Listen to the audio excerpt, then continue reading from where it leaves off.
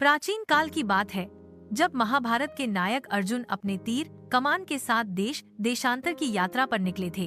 अपने वनवास के दौरान वे पूर्वोत्तर भारत के सुरम्य राज्य मणिपुर पहुँचे। वहाँ की प्राकृतिक सुंदरता और सांस्कृतिक वैभव ने उन्हें मंत्रमुग्ध कर दिया। परंतु जो बात उनके हृदय को सबसे अधिक स्पर्श कर गई, वह थी मणिपुर की राजकुमारी चित्रांगदा। चित्रांगदा केवल सुंदर ही नहीं, बल्कि एक कुशल योद्धा, राजनीतिज्ञ और अपने राज्य की रक्षा करने वाली वीरांगना थीं। जब अर्जुन ने उन्हें पहली बार देखा, तो वे एक युद्ध अभ्यास में व्यस्त थीं। उनका आत्मविश्वास, साहस और तेजस्विता देखकर अर्जुन उनके प्रेम में पड़ गए। उन्होंने तुरंत मणिपुर के राजा चित्रवहान के पास जाकर राजकुमारी से विवाह का प्रस्ताव रखा। राजा चित्रवहान ने अर्जुन का सम्मानपूर्वक स्वागत किया, परंतु एक शर्त रखी।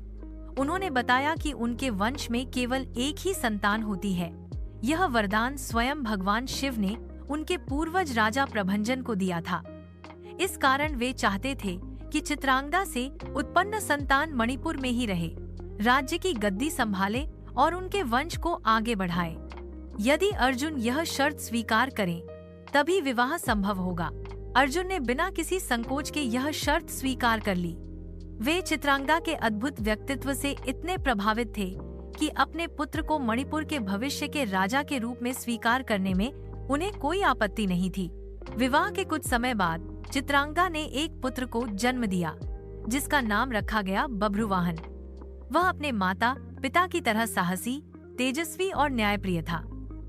अर्जुन ने पुत्र के जन्म के पश्चात वचन दिया कि बभ्रुवाहन ही मणिपुर का राजा बनेगा और अपने नाना चित्रवाहन से राज्य संचालन की शिक्षा प्राप्त करेगा। अपने इस संकल्प को निभाते हुए अर्जुन ने चित्रांगदा और बभ्रुवाहन को वहीं छोड़ दिया और स्वयं हस्तिनापुर लौट आए। समय के साथ बभ्रुवाहन एक महान योद्धा और दूरदर्शी शासक बना। उसने मणिपुर को समृद्ध और शक्तिशाली राज्य बनाया। यद्यपि अर्जुन ने उसके साथ अधिक समय नहीं बिताया, फिर भी पिता और पुत्र का पुनर्मिलन अश्वमेध यज्ञ के समय हुआ, जब बभ्रुवाहन ने अपने पिता को युद्ध में परास्त किया। यह एक अत्यंत मार्मिक और वीरतापूर्ण क्षण था। चित्रांगदा आज भी एक प्रेरणा है, एक ऐसी नारी जो योद्धा थी, पुत्री थी, पत्नी थी और माँ भी।